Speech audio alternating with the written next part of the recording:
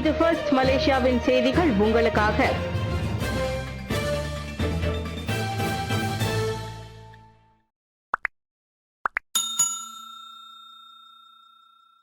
வெள்ளத்தால் 7 மாநிலங்களில் 11,000 பேர் பாதிப்பு. மஞ்சோங்கில் புயலால் பறந்த கூரைகள். கடந்த சில தினங்களாக நாட்டில் பல இடங்களில் கடும் மழையும் வெள்ளமும் ஏற்பட்டுள்ள நிலையில் நேற்று பேராக் மஞ்சோங்கில் திடீர் புயல் வீசியதில் மக்கள் அச்சத்துக்கு அவதிக்கும் உள்ளாகினர். புயலின் வேகத்தில் கூரைகள் பறந்து ஏராளமான குடியிருப்புகளும் வாகனங்களும் சேதமடைந்தன. புயலின் சீற்றத்தை குடியிருப்பாளர் ஒருவர் கைபேசியில் பதிவு செய்த வீடியோ வைரலாகி பீதியை கிளப்புகிறது. புயல் கொண்டு வந்த மழையால் ஆயர்தாவான், சித்தியாவான் போன்ற இடங்களில் திடீர் வெள்ளமும் ஏற்பட்டது. வீடுகள், கடை வீதிகள் என பெரும்பாலான இடங்களில் வெள்ள நீர் புகுந்தது. பல இடங்களில் முட்டிக்கால் வரையிலும், சில இடங்களில் நெஞ்சளவுக்கும் வெள்ள நீர் மட்டம் இருந்ததை சமூக ஊடகங்களில் வைரலான வீடியோக்களில் காண முடிந்தது. இவ்வேளையில் இன்று காலை வரைக்குமான நிலவரப்படி நாடு முழுவதும் 7 மாநிலங்களில் 3,839 குடும்பங்களை சேர்ந்த 11,000க்கும் மேற்பட்டோர் வெள்ளத்தால் பாதிக்கப்பட்டுள்ளனர். நேற்றிரவு 9,384 பேர் மட்டுமே தற்காலிக நிவாரண மையங்களுக்கு மாற்றப்பட்டிருந்த நிலையில் ஒரே இரவில் அந்த எண்ணிக்கை உயர்ந்துள்ளது. கோலத்தெரங்கானுவில் மோசடி கும்பலிடம் கிட்டத்தட்ட 1 லட்சம் ரிங்கிட் இழந்த பெண் குமாஸ்தா. பகுதி நேர வேலைக்கு கூடுதல் வருமானமும் கமிஷனும் கிடைக்கும் என கூறப்பட்ட வாக்குறுதியை நம்பிய பெண் குமாஸ்தா ஒருவர் கிட்டத்தட்ட 1 லட்சம் ரிங்கிட் சேமிப்பு தொகையை மோசடி கும்பலிடம் இழந்தார்.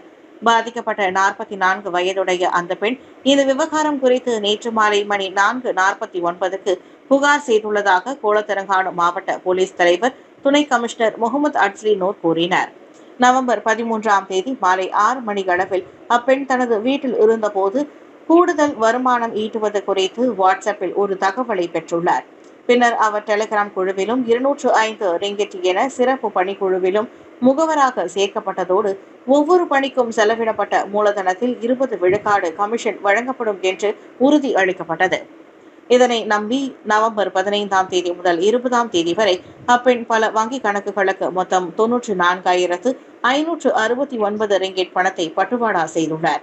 வாக்குறுதி அளிக்கப்பட்டபடி கமிஷன் எதுவும் வழங்கப்படாததால் பணத்தை மீட்பதற்கு முயன்ற போது அனைத்து பணத்தையும் மீட்பதாக இருப்பதால் மேலும் 50,000 ரிங்கிட் கூடுதலாக செலுத்துமாறு கேட்கப்பட்டதால் தாம் ஏமாற்றப்பட்டதாக உணர்ந்த அந்த பெண் இச்சம்பவம் குறித்து போலீசில் புகார் செய்தார்.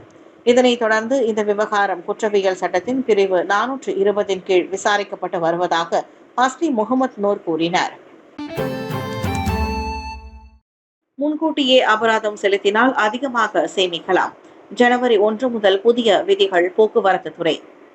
அரசு மலேசிய போலீஸ் படையும் சாலை போக்குவரத்து துறையான JPJ-வும் வரும் ஜனவரி 1 முதல் ஒருமுகப்படுத்தப்பட்ட சம்மன் செலுத்தும் முறையை அமல்படுத்தவிருக்கின்றன. இதன் மூலம் இதுநாள் வரை வழங்கப்பட்டு வந்த அனைத்து விழாக்கால கட்டண சலுகைகள் முடிவுக்கு வருகின்றன. இந்த புதிய முறை பே ஏர்லி சேவ் மோர், அதாவது முன்கூட்டியே செலுத்தினால் அதிகமாக சேமிக்கலாம் என்ற திட்டத்தில் வழங்கப்படுகிறது. அவ்வகையில் சம்மன் கிடைத்த 15 நாட்களுக்குள் கட்டினால் 50% தள்ளுபடி கிடைக்கும். 16 முதல் 30 நாட்களுக்குள் செலுத்தினால் 33% கழிவு கிடைக்கும். அதுவே 31 முதல் 60 நாட்களுக்குள் கட்டினால் முழு அபராத தொகையையும் செலுத்த வேண்டும். 60 நாட்களுக்கு பிறகு சட்ட நடவடிக்கை பாயும் அல்லது வாகன ஓட்டிகள் கருப்பு பட்டியலிடப்படுவர். அமலாக்க நடவடிக்கைகள் நியாயமாக இருப்பதையும் எதைவிட சீராக இருப்பதையும் உறுதி செய்வதோடு பொறுப்பான ஓட்டுநர்களை ஊக்குவிப்பதாக போக்குவரத்து அமைச்சர் அந்தோனிலோ கூறினார். கிளான் பலதாக்கு 3 மாநிலங்களில் இடியுடன் கூடிய கடுமையான மழையும் காற்றும் இருக்கும். இன்று காலையில் பல்வேறு மாநிலங்களில் இடியுடன் கூடிய கடுமையான மழை மற்றும் காற்றும் இருக்கும் என வானிலை துறையான மெட் மலேசியா எச்சரிக்கை வெளியிட்டுள்ளது. கிளான் பள்ளத்தாக்கிலும் பஹாங், நெகிரி செம்பிலான் மற்றும் மலாக்காவிலும் இடியுடன் கூடிய மழை மற்றும் பலத்த காற்று வீசும். பஹாங்கில் வேரா, ஸ்லாங்கூரில் கிளான், பெட்டலிங், கோலலங்காட், உலுலங்காட் மற்றும் சப்பாங்கிலும் இடியுடன் கூடிய கடும் மழையும் காற்றும் வீசும் என தெரிவிக்கப்பட்டுள்ளது. இதே நிலைமை கோலாலம்பூர், புத்ரஜயா மற்றும் மலாக்கா முழுமையிலும் இருக்கும். தெலங்கானு, கிளந்தான், பெர்லிஸ், கெடா, பினாங்கு, பேரா மற்றும் ஸ்லாங்கூரிலும் கடுமையான காற்றும் கடல் கொந்தளிப்பும் இருக்கும் என அறிவிக்கப்பட்டுள்ளது. பலத்த காற்று மற்றும் கடல் கொந்தளிப்பான சூழ்நிலைகள் சிறிய படகுகள், கடல் பொழுதுபோக்கு மற்றும் கடல் விளையாட்டுகளுக்கு ஆபத்தானவையாகும்.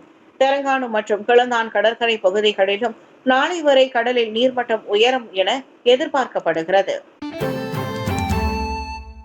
இரவு கேளிக்கை மையத்தில் கொலையில் முடிந்த அடிதடி. சிரம்பானில் 10 பேருக்கு போலீஸ் வலைவீச்சு. சிரம்பானில் இரவு கேளிக்கை மையம் ஒன்றில் நேற்று அதிகாலை 4 மணிக்கு மூண்ட சண்டை வன்முறையாக மாறியதில் 40 வயது ஆடவர் கத்தியால் குத்தப்பட்டு உயிரிழந்தார். 10 முதல் 12 பேர் கொண்ட கும்பல் அடிதடியில் ஈடுபட்டதில் அவர்களில் ஒருவரே கொலை உண்டதாக நம்பப்பட்டது. சமூக ஊடகங்களில் பரவிய சிசிடிவி காட்சிகளில் அந்நபர் துரத்தப்பட்டு நாற்காலிகள் மற்றும் பெட்டிகளில் தாக்கப்பட்டு கடைசியில் குத்தப்பட்டது தெரிகிறது. கடுமையான வெட்டுக்காயங்களுடன் அவர் மருத்துவமனையில் உயிரிழந்ததை சிரம்பான் போலீஸ் உறுதிப்படுத்தியது. சம்பவத்திற்கான காரணத்தை கண்டறிய உடனடி விசாரணையில் இறங்கிய போலீஸ் சந்தேக நபர்களை அடையாளம் காணும் முயற்சியை தீவிரப்படுத்தியுள்ளது. 2,76,000 ரிங்கெட் மதிப்புள்ள தங்கத்தை குப்பையில் வீசிய டிமென்ஷியா நோயால் அவதியுறும் தாய். பாங்காக்கில் வயது மூப்பு காரணத்தினால் டிமென்ஷியா அதாவது ஞாபக மறதியால் அவதியுறும் மாது ஒருவர் சுமார் 2,76,000 ரிங்கெட் மதிப்பிலான தங்க கட்டிகளை குப்பை தொட்டியில் வீசிய சம்பவம் அக்குடும்பத்தாரை பெரும் அதிர்ச்சியில் ஆழ்த்தியுள்ளது. கடந்த நவம்பர் 3ஆம் தேதி அன்று தங்களது தாயார் தங்கத்தை பார்த்துவிட்டு ஒரு உரையில் வைத்தார் எனவும், அடுத்த நாள் குப்பை லாரி வந்தவுடன் அவசரமாக குப்பையை எடுக்கும் போது அந்த தங்கம் இருந்த உரையையும் குப்பையில் போட்டுவிட்டார் என்றும் குடும்பத்தார் குறிப்பிட்டனர். 2 நாள் கழித்த பிறகுதான் அக்குடும்பம் தங்கம் காணாமல் போனதையே கண்டறிந்துள்ளனர். போலீசில் புகார் செய்த பின்னர் அவர்கள் குப்பை இருந்த இடத்திற்கு சென்று பார்த்தபோது தங்க கட்டிகளை காணாததை கண்டு திக்கு தெரியாமல் அவர்கள் தவித்தனர். தற்போது அக்குடும்பம் குப்பை லாரியின் கேமரா காட்சிகளை பார்க்க அனுமதி கேட்டுள்ளது. யாரேனும் அந்த உரையை கண்டுபிடித்து திரும்ப தந்தால் பணப்பரிசு வழங்குவதாகவும் அறிவித்துள்ளனர். பேராக் வனத்துறையினர் பயணித்த லோரி பள்ளத்தில் விழுந்தது. 12 பேர் காயம். தாபா ஜாலான் குனுங் பாத்துபூட்டி புத்தோன் லிப்பூர் குவாலாபோவில் லோரி கவிழ்ந்து 5 மீட்டர் பள்ளத்தில் விழுந்து விபத்துக்குள்ளானதில் பேராக் மாநில வனத்துறை ஊழியர்கள் 12 பேரும் மலை வழிகாட்டி ஒருவரும் காயமடைந்தனர்.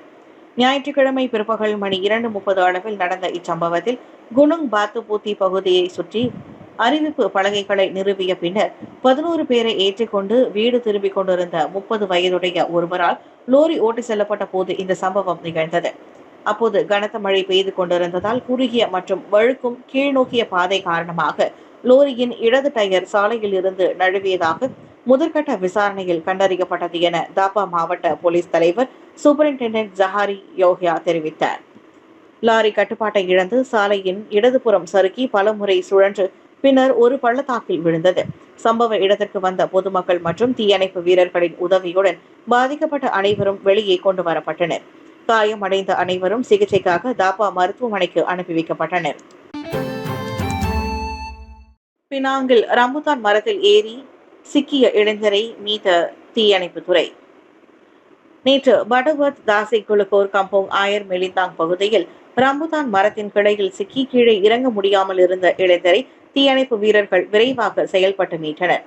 சம்பவம் தொடர்பான தகவல் கிடைக்கப்பெற்ற உடனேயே தீயணைப்பு குழுவினர் சம்பவ இடத்திற்கு விரைந்து சென்ற போது 26 வயது இளைஞர் மரத்தின் கிளையில் சிக்கியபடி இருந்ததாக பினாங்கு மாநில தீயணைப்பு மற்றும் மீட்பு பணி பகுதி உதவி இயக்குனர் ஜான் சாகுன் பிரான்சிஸ் தெரிவித்தார்.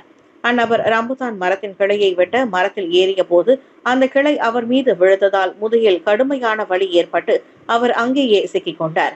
மீட்பு குழுவினர் ஏணியை பயன்படுத்தி அவரை பாதுகாப்பாக கீழே இறக்கிவிட்டனர். அவர் உடலில் காயங்கள் ஏற்பட்டிருந்தால் அது அவர் மேல் சிகிச்சைக்காக மருத்துவமனைக்கு அனுப்பப்பட்டார்.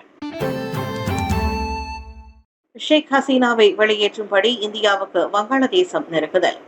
மாணவர் தலைமையிலான கிளர்ச்சியை எதிர்த்து நடத்தப்பட்ட கடுமையான அடக்குமுறை தொடர்பாக தூக்கு தண்டனை விதிக்கப்பட்ட முன்னாள் பிரதமரான பதவி நீக்கம் செய்யப்பட்ட ஷேக் ஹசீனாவை இந்தியாவிலிருந்து வெளியேற்றும்படி வங்காளதேச அரசாங்கம் கோரிக்கை விடுத்துள்ளது.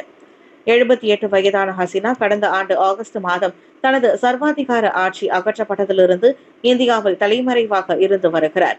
ஷேக் ஹசீனாவை நாடு கடத்த கோரி வெள்ளிக்கிழமை இந்தியாவுக்கு கடிதம் அனுப்பினோம் என வங்கதேசத்தின் இடைக்கால நிர்வாகத்தின் வெளியுறவுத்துறை வைத்திருக்கும் தௌஹித் ஹவுசான் தெரிவித்தார்.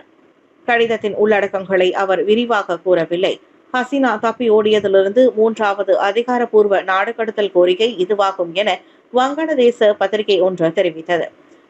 மனு குலத்திற்கு எதிரான குற்றங்களுக்காக ஹசீனாவை குற்றவாளி என கண்டறிந்து அவருக்கு மரண தண்டனை விதித்த நீதிமன்ற தீர்ப்பை தொடர்ந்து அவர் திரும்புவதற்கு வசதியாக இருதரப்பு உடன்பாட்டின் கீழ் டெல்லிக்கு கட்டாய பொறுப்பு உள்ளது என்று டாக்காவில் வெளியுறவு அமைச்சு தெரிவித்துள்ளது. ஏஐ உருவாக்கிய இளையராஜாவின் புகைப்படங்கள், குரலை சமூக வலைதளங்களில் பயன்படுத்த நீதிமன்றம் தடை. இசைஞானி இளையராஜாவின் உருவம் மற்றும் குரலை ஏஐ மூலம் உருவாக்கி பயன்படுத்த சென்னை உயர்நீதிமன்றம் இடைக்கால தடை விதித்துள்ளது. Amazon, YouTube, Facebook, Google, Sony music உள்ளிட்ட எந்த டிஜிட்டல் தளங்களிலும் அவரின் அனுமதி இல்லாமல் ஏஐ படங்கள் அல்லது படியாக்கம் செய்யப்பட்ட குரலை வணிக நோக்கில் பயன்படுத்தக்கூடாது என நீதிமன்றம் உத்தரவிட்டது. தனது தனிப்பட்ட உரிமையை பாதிக்கும் வகையில் சமூக ஊடகங்களில் ரீல்ஸ், மீம்ஸ் போன்றவற்றில் கூட அனுமதியின்றி தனது புகைப்படங்கள் பயன்படுத்தப்படுவதாகவும், எனவே அதற்கு தடை விதிக்க வேண்டும் என கோரி இளையராஜா முன்னதாக மனு தாக்கல் செய்திருந்தார். தன்னை அடையாளப்படுத்தும் வகையில் புகைப்படம், பெயர், இசைஞானி என்ற பட்டம், குரல் எதனையுமே பயன்படுத்தக்கூடாது எனவும், ஏற்கனவே பதிவிட்ட புகைப்படங்களை நீக்க வேண்டும் எனவும் அவர் தனது மனுவில் வலியுறுத்தியுள்ளார். அதோடு அனுமதியின்றி தனது புகைப்படங்களை பயன்படுத்தியதன் வாயிலாக கிடைத்த வருமான விவரங்களையும் தாக்கல் செய்ய உத்தரவிட வேண்டும் என நீதிமன்றத்தை அவர் கேட்டுக்கொண்டார். மனுவை விசாரித்த நீதிபதி இளையராஜாவின் தனிப்பட்ட உரிமைகள் மீறப்படக்கூடாது என வலியுறுத்தி இந்த இடைக்கால தடையை விதித்தார்.